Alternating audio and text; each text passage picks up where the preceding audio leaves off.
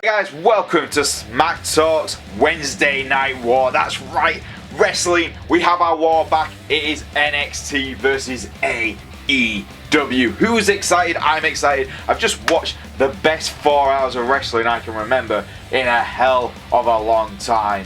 This is super exciting. Just like what we used to do with Raw versus SmackDown, we're going to look at both shows, we're going to grade them, and we're going to see which show won for the week. Now, if you do like the content and you like what you're seeing on this channel, please like, subscribe, and press that bell to keep notified. Now I've said all that and done, let's get on with the war. It's NXT versus AEW. Let the war begin.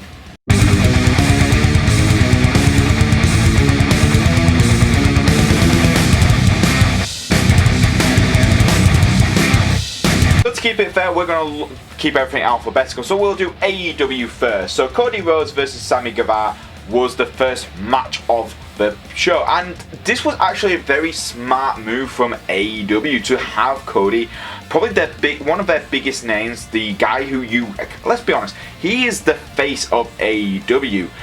If you think of a figurehead of the company, I think of Cody. I think he is legitimately the person running the show. And it's in his blood. And Sammy is a huge talent, especially for such a young man. So for them to have a veteran wrestler like Cody Rhodes, who's recognised through his WWE time from his dad being Dusty Rhodes, going against a young talent that is up and coming is an absolute stroke of genius. And this match was really good. It just showed everyone this is what AEW is all about, and this is what we're going to be bringing to your TV every week. And to be honest, it was a damn good match. Cody was in control for a majority of it, and that's expected, but when Sammy did get control, and that was on him being able to pretty much trick Cody into attacking his wife by accident. It sounds worse than it was, but pretty much Cody was going for a suicide dive. Sammy managed to pull Brandy into the way. Brandy was having a go, because Brandy, let's be honest, she is a heel, so her having a go at Sammy makes sense. He dragged her into the way. She got attacked. Cody was too occupied making sure his wife obviously was okay. Then obviously Sammy took advantage. It looked like Sammy was going to get the victory, but no, Cody managed to get over it and get the victory over Sammy. And then after the match, what happens? Chris Jericho comes out and attacks Cody Rhodes. Obviously, we at Full Gear, we will have a AEW championship match against Cody and Jericho. And Jericho takes the first blow towards Cody Rhodes again. Obviously, this is building up to their feud. Two veteran wrestlers from WWE time. So cool. That match will possibly be one of the best matches to watch on Full Gear. I can literally guarantee that. But yeah, fantastic way to start the show. Fantastic way to get the audience and go, this is what we're about. This is a new company. This is what we're going to do. And it was really good. I was surprised at how good of a first match this was. I wasn't expecting this to be the best match. But you know what? I'm glad I was wrong. Then we had SCU cut an interview. Actually, first they actually had a opening promo video where they were in Washington DC. Scorpion Sky's impression of Barack Obama was damn cool. It is awesome. And then they cut a obviously they did what they had to do. It was, this is the worst town we've ever been to. Completely agree. If you're in Washington and let's be honest, Trump's there, you're gonna say it. But yeah, this was cool. It cut back to them back at the arena. They were cutting a promo about obviously the tag team tournament, and they were interrupted by the Lucha Bros. Lucha Bros, who are also in this tag team tournament. They cut saying that they're the best tag team in the universe. SCU and them start scrapping, and obviously officials have to pull those two around away from each other. Again, I think this is the little dash of what we're going to see in the final. I think it is going to be the Lucha Bros versus SCU in the final. I think that would be an absolute fantastic. I know a lot of people want the Young Bucks to become the first tag team champions for AEW, but for me personally, the Young Bucks they're going to have opportunities at those titles. I think SCU, they're one of the best teams, but it depends on how long they're going to be around. And you know, Scorpion Sky is such a talent. He could be a singles competitor by himself. Christopher Daniels, again, he is a veteran himself, and let's be honest, he's one of the oldest superstars on the roster on AEW. So how long will he have left? But yeah, this was cool. We also had a weird thing with Kevin Smith and Jason Mewes, which is awesome. I'm a huge Kevin Smith fan, so having him at AEW's first show was cool. And they got, they kind of got protected by Private Pie, which was weird. It just, again, it was a promo. It's just like, oh, the stars are out. It's Kevin Smith and Jason Mewes. Awesome to see him, but it was kind of a little bit weird. So yeah, just that was cool. Those were the two biggest talking points for like off match segments. Then we had MJF versus Cutler. This, for me, was the most disappointing match of the night for AEW, and I'm not taking anything away from AEW at all. I'm just stating, for me as a fan, MJF, he is such a good heel. He's so good. He's on the mic, and you just, every time he speaks, you're like, damn, this kid has so much. I think he's 23 years old, and he's already got an amazing ability on the mic. Give him another 5 years, he will be possibly one of the best talkers in the industry, and he probably will be, and he'll probably be one of the best workers in the industry. You can definitely see that is where he's going to be.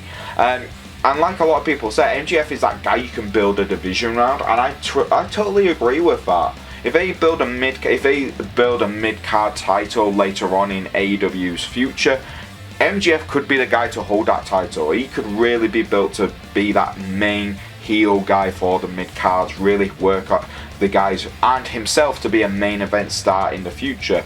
But yeah, Cutler, again, he's one of the guys you kind of know from being the Elite. He's good friends with the Young Bucks, started at the same time. Guy's got talent. I honestly, I haven't seen too much of him, only in a few matches on the pay-per-views, and he's never really kind of shined, and this was the first time you really got to see him compete in a singles match, and I was pleasantly surprised. I thought he did a fantastic job. The match itself wasn't very long, and MJF did win.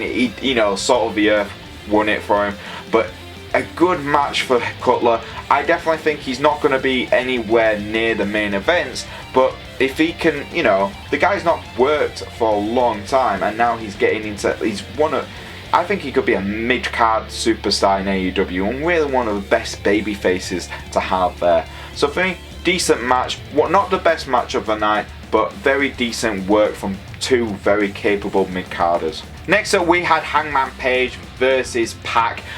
This was a match I was really looking forward to at Double or Nothing, and obviously Hangman Page and Pac, they didn't have the match, and now we got it on the first show for AEW, and it was alright. Again, the matches were okay. I think Hangman Page is he's such a talented, he's got so much talent, and he's definitely going to become better and better when the years go on. Just very sad. I think he's at a higher, I think he's slightly, I honestly think he's at a better level than MJF. I think but he's still got a long way to go. Pac, on the other hand, is one of the best superstars, one of the best free agents AEW signed, and I honestly think that. I think when they signed Pac, he is a main event superstar, and the only thing I've got to say though, when he came out, and this is, I think this is something I've kind of thought about with Pac for a while, his character from the Cruiserweight, when he was King Neville on the 205, that character is still the same character he was since he's left. He's just become a lot more of a vicious Sorry, I was about to say it, but I can't say it because I don't want to be striked on this. But he's become more of a vicious, and it works for him. It works for his character, and his character worked it into the match itself. He was vicious to the end.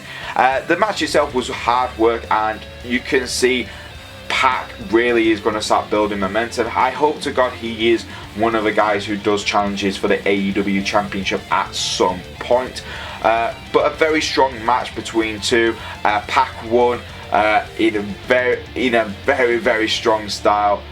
So I'm interested to see what happens to Hangman Page after this loss against Pac. What will happen to him, and what will happen with Pac now? Will he be going off to challenge for, other of the elite, like Cody Rhodes and Kenny Omega, and that, because he's already fought Kenny and that match wasn't that good. So hopefully if they fight again, they might have a better match.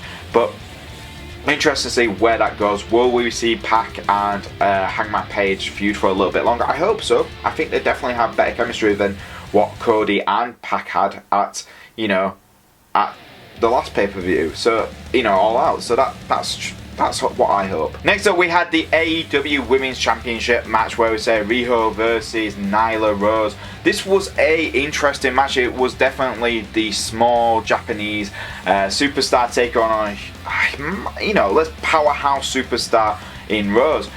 I thought this was showing the different levels of the AEW Women's division, and I think they needed to show that, highlight that.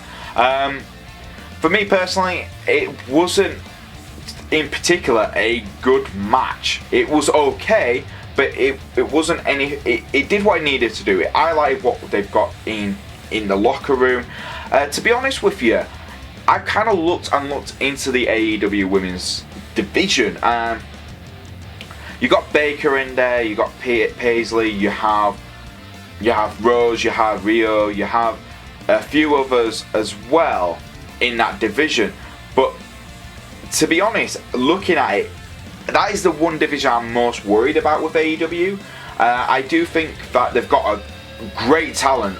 There's no doubt in that. The talent they do have is absolutely fantastic, but it's just very much like there's only one or two superstars so far in that division where you can go, yeah, I can see them holding the title or being a big influence in the division.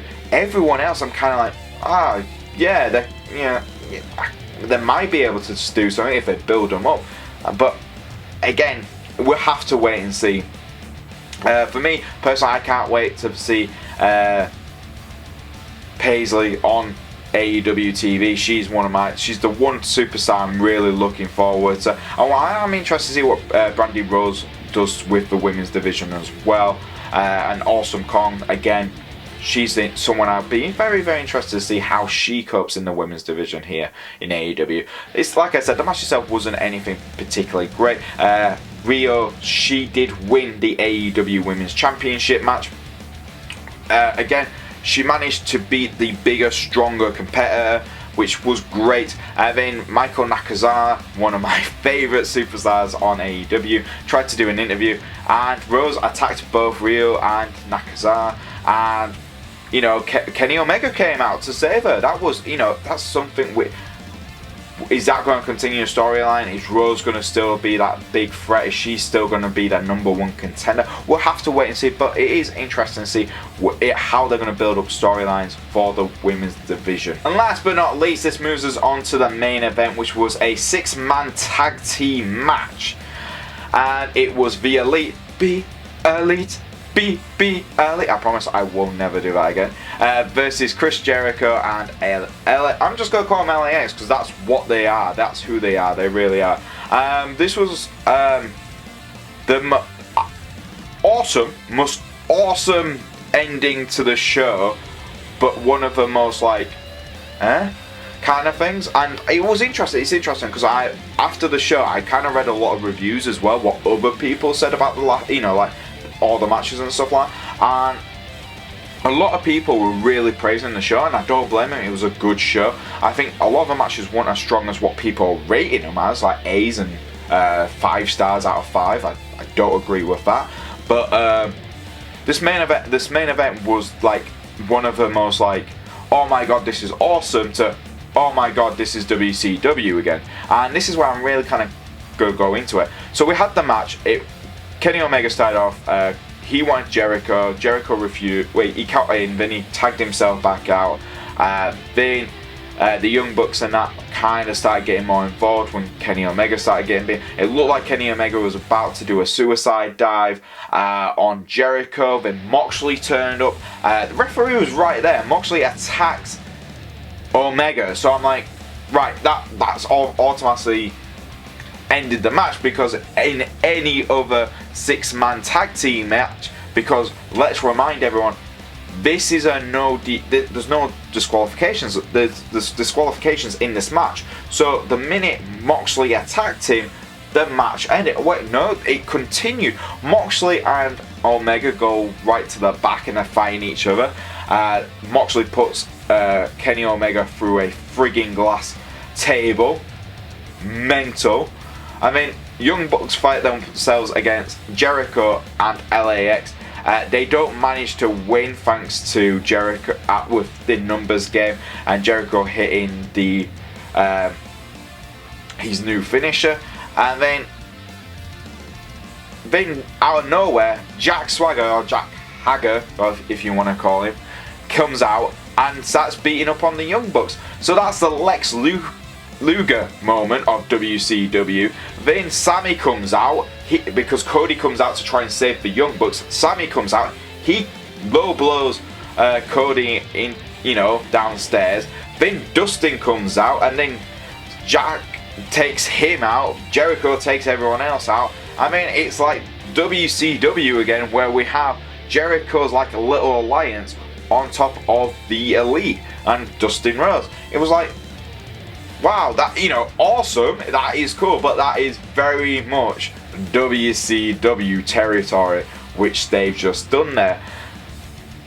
Am I excited? I want to see what this alliance thing is. Obviously, that's definitely got me to watch next week's episode.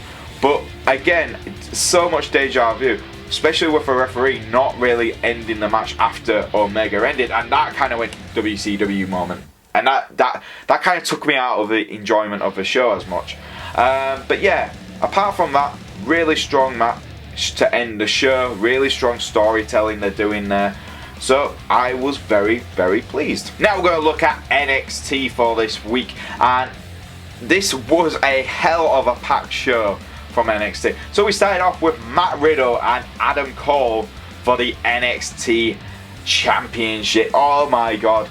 Yeah, if you know your competitors are starting a new show, you start off with your championship match, don't you? And Adam Cole and Matt Riddle absolutely stole the show. This was first match, stole the whole show, and it absolutely did everything it needed to do. Matt Riddle was absolutely aggressive throughout the match. Adam Cole was sneaky but also aggressive. Matt Riddle's coming out across as using his MMA fighting. He's like, Matt Riddle is just so cool. He is so cool, and Adam Cole is cool as well. And that's the thing. That is the thing about that match. It was just like both guys went out, had an absolutely stellar match. If that was a takeover match, I would be like, yeah, that's a main event takeover match, and we got it on TV. That's just crazy. That's all because AEW was on last night as well. But what a match to start off with. Cole tried absolutely everything. Riddle put him in the bro lock. It looked like bro mission. It looked like Cole was going to tap out. He manages to fight his way out of that, and then Cole goes for it, he finishes the match, and then he's celebrating, and what happens? Finn Balor returns to NXT. So you've not just had a NXT TakeOver caliber match, main event caliber match, we've just also got probably one of the biggest superstars to ever leave NXT return. Finn Balor cuts the smallest promo ever, which pretty much says, I'm back on NXT. Oh my god, he's just won the first night, in my opinion. In that one set, yeah, I'm NXT again. Yes, you haven't managed after, yes, he won the Universal title, got injured, kind of got lost in Raw, got lost in SmackDown, back on NXT. He's going to absolutely steal the show. This is absolutely brilliant. Yeah, what a way to kick off the first NXT versus AEW show. Then we had Velveteen Dream come out, cut an absolutely stellar promo where he pretty much challenges Roderick Strong for the North American title. No undisputed era, no nothing. But when he comes out, he's surrounded by women, and it's just like, oh my god, Dreamer just kills it with this. It's not just the promo, it's how it is displayed, how it is shown, and it was just like, damn. And then he just so much, and he just gets the crowd so behind him. And you're like, yes, I want to see Velveteen Dream versus Roderick Strong next week on NXT. I want to see it, and if we get that, that would be absolutely fantastic. A rematch for that North American title. Oh, I'm just more and more excited. So Velveteen Dream just absolutely killed it with his promo. And this moved us on to Io Shirai versus Mia Yim, a damn good match. I've been impressed with Mia Yim since the Mae Young Classic. Io Shirai, again, another superstar. I think since she's turned heel, she has become a lot more in-depth character. I think Kairi Sane, she came in to NXT, she kind of really stayed in the same path as Asuka, as a babyface kind of Japanese superstar who we all kind of like. Io Shirai came in very similar to Kairi, and then she lost it. She couldn't beat Baszler, and it made her turn heel. She's turned heel. She's now let's be honest, she's one of the best female superstars on that roster, one of the best heel superstars in the and her character development since turning heel has absolutely been brilliant. Mia Yim, again, absolutely a fantastic star. She's again another superstar. Every time I watch her, she just gets better and better in the ring, and I honestly think she is going to be one of the top women superstars in that division on NXT for a long time coming. And the match itself was very strong. It was this wasn't even a title match, and I was watching this, I was like, this is a strong match. The crowd are really behind it, and it felt stronger than the AEW women's match. I'm just gonna say, I know people aren't gonna like that, but it did. It felt like that for me. Io Shirai's aggressiveness throughout the whole match, Mia Yim just absolutely never giving in as well. She was aggressive as well when she was in control of the match, but literally it was such a hard fought match. Io Shirai did win with the moonsault, a beautiful moonsault from top. It's just, again, she wins the title. She doesn't win the title. She's going to win that title at some point. I've got a feeling about that. But she wins the match. Strong match. Absolutely loved it. Then we move on to Johnny Gargano versus Shane Thorne. Shane Thorne and Gargano kind of been getting at each other for a couple of weeks. It's kind of like a mini feud for Gargano, which I think is good because Shane, for me, is one of, he's a superstar I really do rate. I think he was fantastic when he was in his tag team in the Mighty. And now, obviously, they broke up because his partner's has left NXT. Shane is now a singles competitor, and I think he's doing a fantastic job on NXT. I think he will, again, give him a year just building his character up like he has been doing. He will be challenging for that North American title in no time. Johnny Gargano, on the other hand, let's be honest, Johnny's building up momentum to be back up in the main event. If you look at it, and I will talk about this later on at the end when I do my brief on both shows, Johnny Gargano is going to be a main event for NXT again, and it won't take long. This match here, again, wasn't a long match. It was not the longest match on the show, but it definitely did what it needed to. It highlighted how good Thorne is getting, and it also obviously built up more momentum for Johnny Gargano, which he really needed.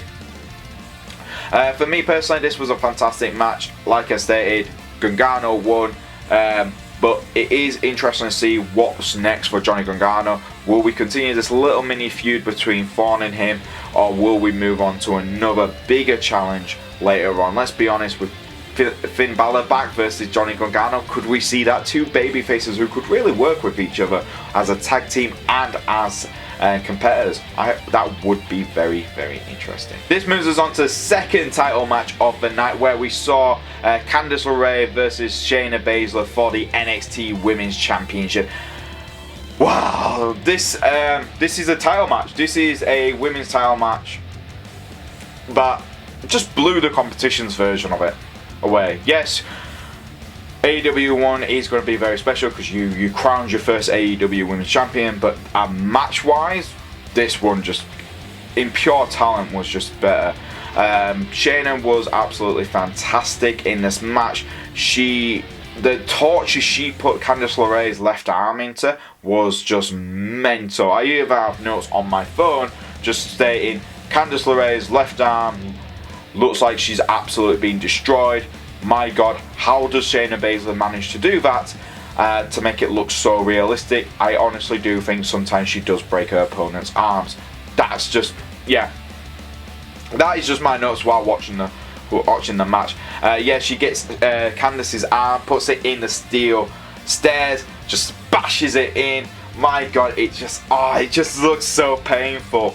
Candice LeRae is, I mean, she, with a damaged arm, starts doing suicide dives onto Shayna Baszler, and the selling, that was one of the things though, that the selling kind of came and went with Candice, and that kind of got me a bit like, come on Candice, you kind of done 3 suicide dives, makes sense you want to use big moves like that, but sell the arm, girl, sell the arm.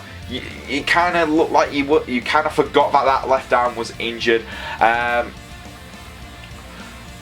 Again, such a hard, fast tempo type of match.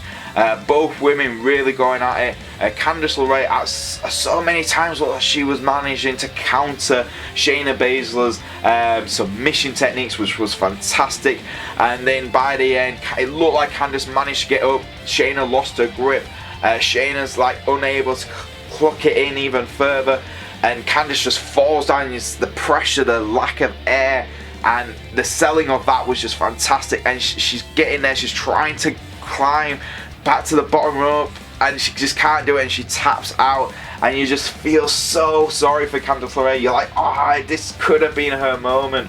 But what a match. Shayna Baszler absolutely worked. She even did a hangman submission move where she holds her opponent on the neck while she's on the top rope. Absolutely brilliant. Candice LeRae misses a beautiful moonsault of her own.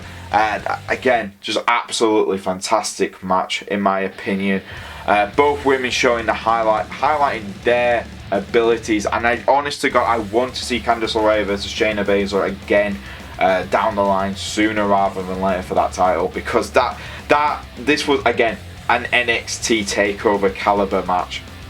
Always that was a caliber match. That's how good it was. So fantastic work by Shayna Baszler and Candice LeRae. We move on to Pete Dunne versus Danny Burch. This is a match I was kind of like, I've seen this match, and I thought I hadn't, and then I did. I was like, I actually did see this match, and it was on NXT UK, and it was a damn good match. And again, it was a damn good match between these two superstars, mainly because both use very, very similar styles of British strong style in their work. Both have that amazing grappling techniques, which is based here in the UK, and they just won't let out, and that's the best thing about this match. Both guys really wanted to win, and that's the best thing about it. And it was hard hitting. It was one of the most physical. It was a short one, again, like Johnny Gargano and Thorne. It was one of the shorter matches of the night, but again, it was one of the most physical matches, and I think the fans kind of appreciated. Yeah, we're not going to get a longer match than this, but the physicality of it was damn good. Pete Dunne did win over Danny Burch. He was celebrating his victory, and then next thing we know, Damian Priest turns up out of nowhere and he attacks Pete Dunne, and that is a clear message. Obviously now it looks like we're going to see Pete Dunne and Priest taking each other on in the future. Very exciting about that one. That one's exciting. I want to see how that one goes, but I can't wait. I cannot wait to see that matchup. again, Pete Dunne is one of those guys. They're building him up just like they're doing with Johnny Gargano. He's come over from NXT UK. It looks like it is now permanent, but Pete Dunne is now permanently on the NXT brand. But cool, I cannot wait. He's one of the best superstars UK has to offer, and him going over to NXT will be an exciting period in his career. I just hope he does manage to hold the NXT title in the future. Last but not least, the main event for NXT for this week was for the NXT Tag Team Championships. It was the Undisputed Era versus the Street Profits. We had Wally come out with the Street Profits. Absolutely got the crowd hyped for this match, which was great. Really got them hyped for Street Profits. And they just got everyone going, who wants to smoke? We want the smoke. Who wants to smoke? We want the smoke. And that was cool. I like that. But yeah, absolutely got the crowd working. And then Undisputed Era come out. And again, this two really good teams. I know there's a lot of rumors about I think Street Profits are probably going to be the only real, loss for NXT in the draft. I think that's what a lot of people are saying, that they're going to be drafted over to Raw permanently, and this could be their last time on NXT. It felt like it was going to be the last time with Wally coming out. A great performance from them against Undisputed Era. Like Bobby Fish and Kyle O'Reilly are absolutely brilliant as a tag team. It really worked. There's so many times when you went, title's going to change here, and that's the best thing. If you got a match like that and you can honest to God go, this, you just don't know who's going to win the title. You just don't know who's going to win the title at the end of this match. Roderick Strong did come out to help his brothers out for the Undisputed Era. He got speared by Street Profits. Again, just absolutely brilliant. But that give Kyle O'Reilly and Bobby Fish enough time to get an advantage. They went high-low. They won the match. And then Adam Cole comes out to celebrate with them at top of the ramp. The Prophecy staying strong. And then what happens? None other than Blackheart himself turns up. Tommaso Ciampa. Yes, Ciampa just comes out. He's staring. He's seen his baby. Goldie's there, and he wants Goldie back. And you just see Adam Cole just looks so like lost, because he's just had Finn Balor at the start of the show, and now he's got Tommaso Ciampa staring him down for that NXT Championship. And there you go, guys. That was AEW versus NXT for this week. Oh, what a show, guys. Like I said, this was so difficult, but I'm going to break it down like this. I think AEW show was so strong. It was a strong show from them, and I really enjoyed every bit of it from start to finish. I think they put on a good show, a good first show. But you can definitely see that there's certain areas where there's not enough depth, and I hope they do manage to get superstars and develop superstars to take those parts and increase it. But for me personally, I think NXT just had it, and I don't mean just had it. I think they dominated this one. I think a good start and good end to AEW, which really helped them. So for me, I'm going to just score AEW as a 2.5 out of 5. I know there's a lot of you going, oh, dare you give it what? That is a fair score, a 2.5 out of 5. You think, honest to God, if you watch that show properly, you would see it as a great start, great ending, the middle was okay. That's what it deserves. It deserves a 2.5. It's rounding it around each other. Like, literally, that's how I felt. It felt like, oh yeah, really strong, okay, it's really strong, and that's it. For NXT though, I think it started off absolutely strong, got strong, and then it was brilliant, really good, really good, really good, and that's how it should be. That's what they did. They knew they had to bring their A game. This was a takeover event, in my opinion, for NXT. It was a mini takeover, and let's be honest, Look at Adam Cole. Look at the depth. Who's going to challenge for the titles? Look at AEW's title reign right now. You got Jericho, best superstars out there. You've got his challenges are going to be who? It's going to be either we've had probably Kenny and Cody right now. Is there anyone else we could and Moxley? Three guys right now. We could legitimately go those three are it. Look at Adam Cole. You got Finn Balor. You got Tommaso Ciampa. You got Matt Riddle. You got Johnny Gargano. You got Finn Balor. I probably said Finn again. But yes, you got a lot more guys, and you got Velveteen Dream as well. You got so many people who could go from that NXT title or North American title, just feel like they're so close together that you could swap whoever's going for which, and that's how good that feels right now. So, what am I going to score for NXT? Well, I'm going to give NXT a 3 out of 5 stars for this week. So, the winner for the first week of the Wednesday Night Wars, in my opinion, is NXT. But I'm sure most of you are going to say I'm wrong, and you're going to leave it in the comments below. But please do tell me where I went wrong, why I was wrong about AEW not winning for this week, in the comments below. If you do like these videos, please like, subscribe, press that bell to keep notified. And if you want to follow the channel on Twitter, please do. It's at Smack Talk YouTube. And if you want to follow me on the old Twitter, it's at Boyze88. And I'll see you guys next time on the Wednesday Night Wars.